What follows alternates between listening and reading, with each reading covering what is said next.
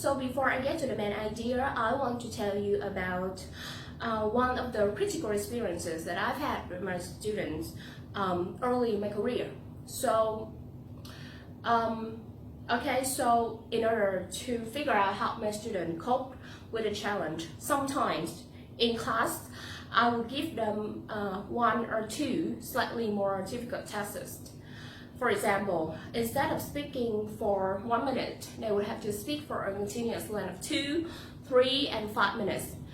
And they would have to film it, record it, and after that, they would have to listen to that video again and tell me what is it that they like about the performance and what is it that they don't like about the performance.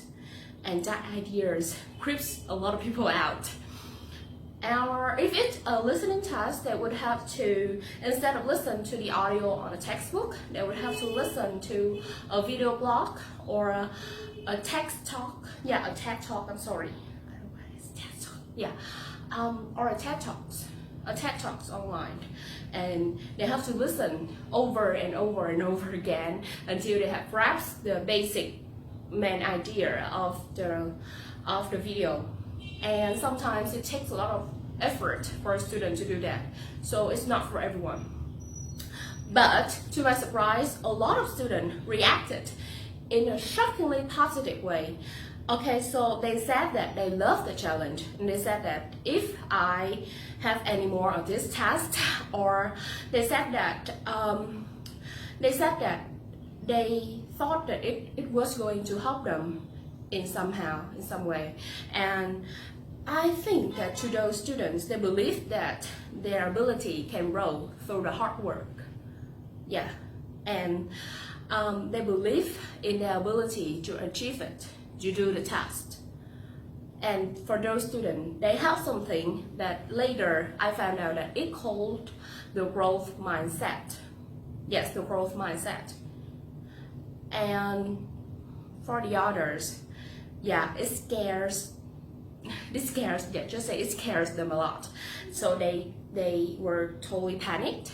They don't know how to deal with the task, and they said it was too hard for them at that time.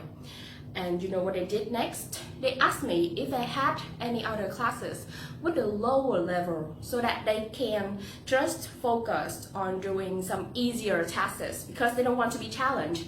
They avoid the difficulties. They have the tendency to run from it. And in some other classes, I found out that they usually find some weaknesses in other students in order to make them feel better. And overall, I found out that later on, they find some excuses to refuse doing any task with challenge like this. So for those students, I label them as the student with fixed mindset. And let me tell you the difference. Okay, so after a while, I just observe two types of students and see how they has developed. Okay, so for the students with a growth mindset, oh my God, they have improved significantly. In the end, they finish their journey. Okay, so they have achieved their goal. For example, if they set their goal to achieve a 6.5 in Ielts, they end up getting maybe 7, maybe 7.5, and in the latest case, it's 8.5 in speaking. And for some reason, they have successfully earned a scholarship to study abroad. And in some other case, my student even got a really good job in international firms. And I am extremely proud of them. And for those students with a fixed mindset, eventually they would come up with some excuses that they don't need English anymore, and they just gave up. Yes, they just gave up. They find a job that doesn't need English and to work for that job. And they avoid listening to English videos, listening to English music, and they say that I'm sorry, I make grammar mistake again. Okay, so they weren't born to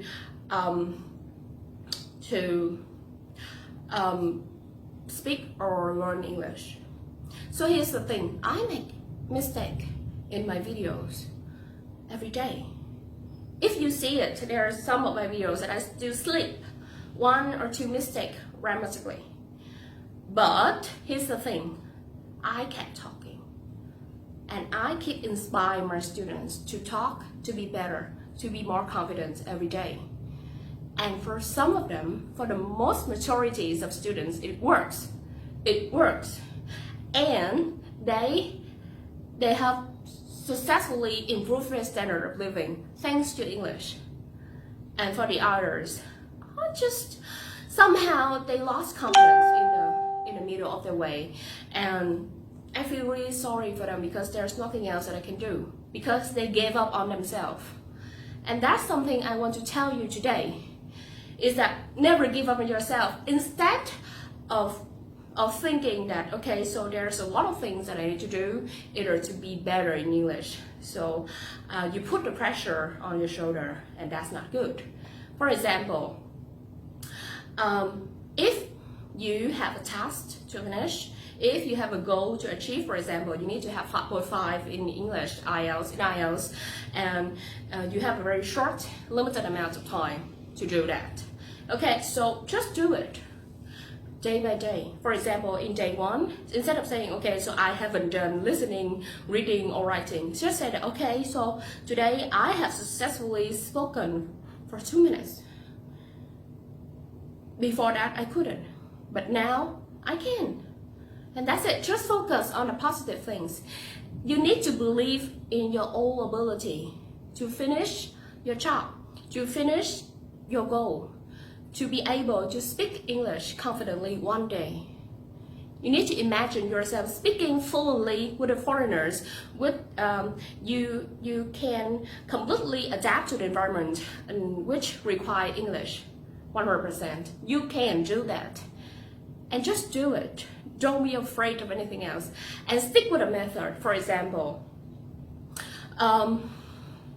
okay, so I know that a lot of you don't like to learn in a textbook because they are boring, right? Who want to hear a girl named Sarah, okay, talk about herself and her family, or who wants to know a guy named Jose giving directions from A to B.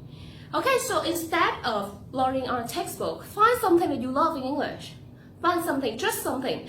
Okay, so if you love to read, and you love to read fiction, a novel, find something that you love and stick with it. Get a book in English and don't be afraid of it. Don't be afraid, okay, so there are all English words, and what happened if I don't understand? You will find a way. Maybe a dictionary, maybe just like slowly understand one page first, and then 2 pages and 3 pages, eventually finish reading the book, doing what you love. And if you are an introvert person and the idea of speaking with foreigners scared or crap of you, just talk to yourself. Talk about anything at all. Maybe you're angry about something, maybe you're happy about something. Just say it. Say what you love. Say what you really want to say, but in English. Or just basically any languages that you are looking forward to learn. Because, for example, I love watching movies, and it sounds really embarrassing, but the first reason that I love English is because I love watching Disney channels.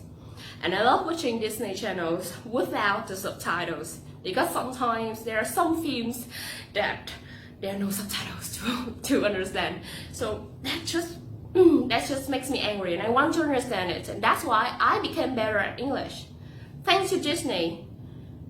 And that's it. That's how I got better at English. And so can you. Just pick something that you love. If you love watching movies, just watch it. And along the way, it will become a habit, and it will make sense to you, and you will adapt a lot of vocabularies without you realize. You enjoy the process of learning it, and that's it.